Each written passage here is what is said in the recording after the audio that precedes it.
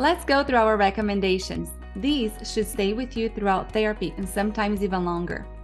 Number 1 is nasal hygiene. You cannot breathe through your nose if there's a bunch of stuff in there.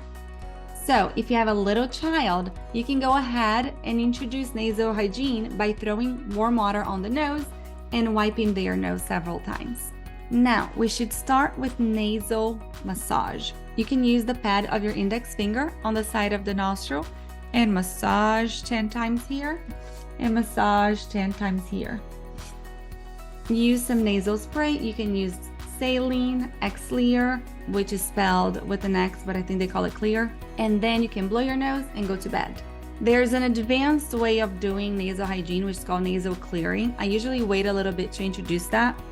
I use a syringe and saline packets, but you can use a Neomed bottle, neti pot, or another device to flush the nasal passages. The way that I do it, I grab a water bottle. Everything has to be clean, this has to be sterilized and or brand new. But I get 2 of these packets and I put in a water bottle that's brand new, and I usually warm up a little bit of that water. Make sure not to burn anybody, please. I just warm a little bit because you do not want that water to be cold going in the nose. But I take a little bit. I usually start just with 1 ml and just to introduce for the child to get used to it, a little bit on each side. And then eventually you'll be able to do 1 or 2 syringes on each nostril. Stand in front of the sink, put your head slightly down. Do not turn your head because otherwise the saline goes into your ear and that's very painful.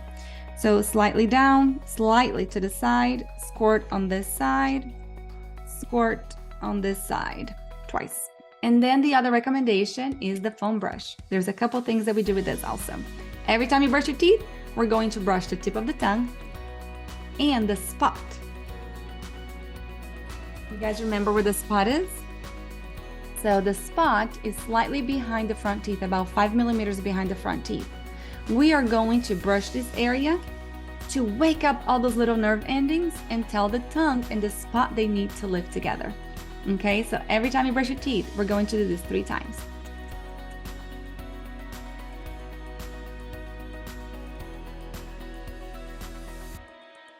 Or if a patient does not know how to suction yet, we can do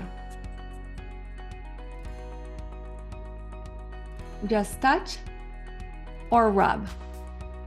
Okay, as long as we're not moving the jaw with it. So that's just an increased awareness and waking up those little nerve endings so they know they belong together. I also recommend gargling after you brush your teeth for 10 to 30 seconds, and that's just to increase the strength of these muscles back there that are going to be very important for your sleep.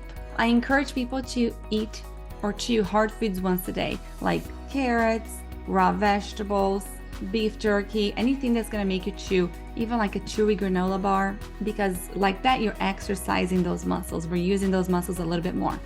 If you have any TMJ pain, I do not recommend doing this. And then we're going to sleep hygiene.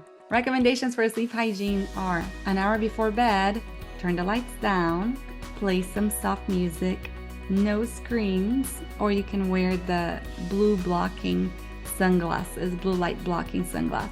Take a warm bath, not too hot. Watch the sunset. The orange and the red hues actually kickstart melatonin production, helping you fall asleep faster. No TV in the bedroom. I recommend not doing many other things on your bed, like reading a book, studying. Try to lay down only when you're ready to go to sleep. Like that, your body knows. It's automatic. As soon as you lay down, it knows that it's time for bed. Diffuse some lavender essential oils if you like that stuff. Turn the temperature down, read a book, meditate. All those things are going to get you ready for a great night of sleep. I hope those are helpful. I cannot wait to see how you're going to do throughout therapy.